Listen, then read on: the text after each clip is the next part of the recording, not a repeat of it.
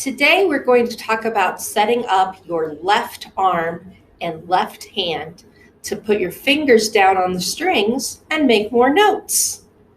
For violins and violas, the first thing I want you to do is take your left arm and you're going to pretend that you are standing under an apple tree. And we're going to reach up and we're going to grab onto that nice round apple. Feel that round apple in your hand. And to break the apple off the stem, we need to give it a little twist. So we're going to reach up, grab onto that round apple, give it a twist, and pull it down. And take a bite. And do that again. Reach up, grab onto the nice round apple, twist the stem, pull it down, and freeze. Look at your left arm. Look at my left arm in the video. Do they look the same? Notice how there's a nice straight line down the back of my arm from my knuckles all the way to my elbow. We need to have a nice straight wrist when we play. And my arm is slightly twisted. There's just a little bit of a twist to my arm so that once I put my instrument here, my fingers will be floating over the strings. Okay, relax your arm.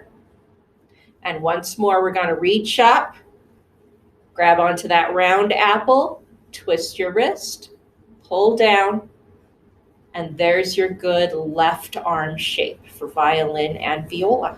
Now, with your instrument in place on your left shoulder, you're going to feel that same twist in your left arm, nice straight wrist.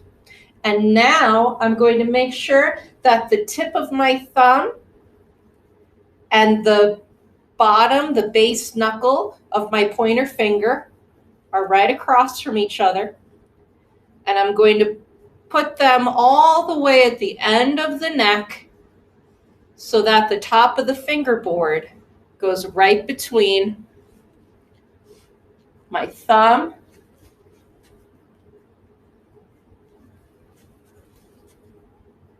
and my pointer finger. The bottom of my pointer finger and the tip of my thumb are lined up across from each other.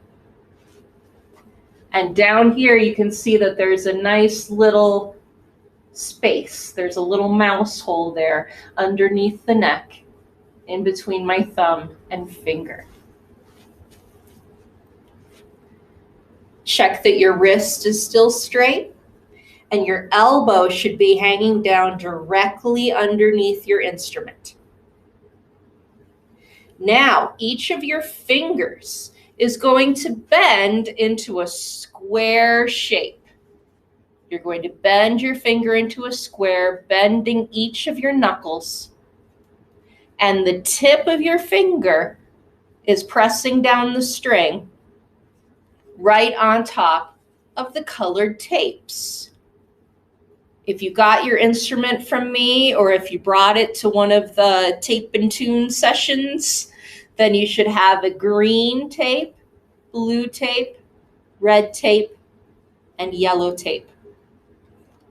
Your first finger is going to go right on top of the green tape. Second finger, right on top of the blue tape. Third finger, right on top of the red tape. And fourth finger, right on top of the yellow tape.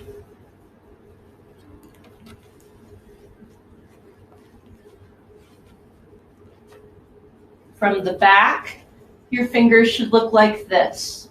You can see that nice square shape and that I am pressing down the strings with the tips of my fingers. You want your fingers to stand up on their tiptoes.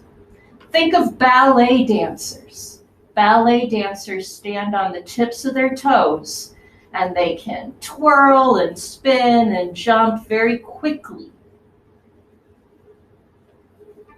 Same thing with your fingers. They should be on their tiptoes, just like those ballet dancers, so they can move very quickly and lightly. I do not want to see sumo fingers. If your fingers are big and heavy and flat, then they're more like sumo wrestlers. We do not want sumo fingers. We want ballet dancer fingers.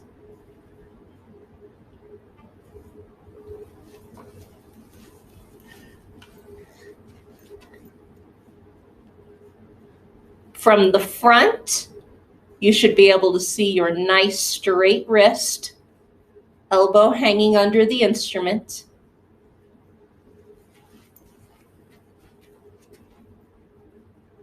From the back, you should be able to see your nice straight thumb, fingers in a square shape, pressing down the string with their tips.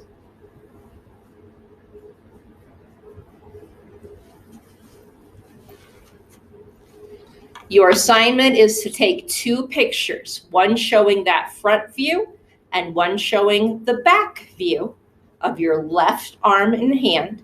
Insert them into a Google slide and submit that with this assignment.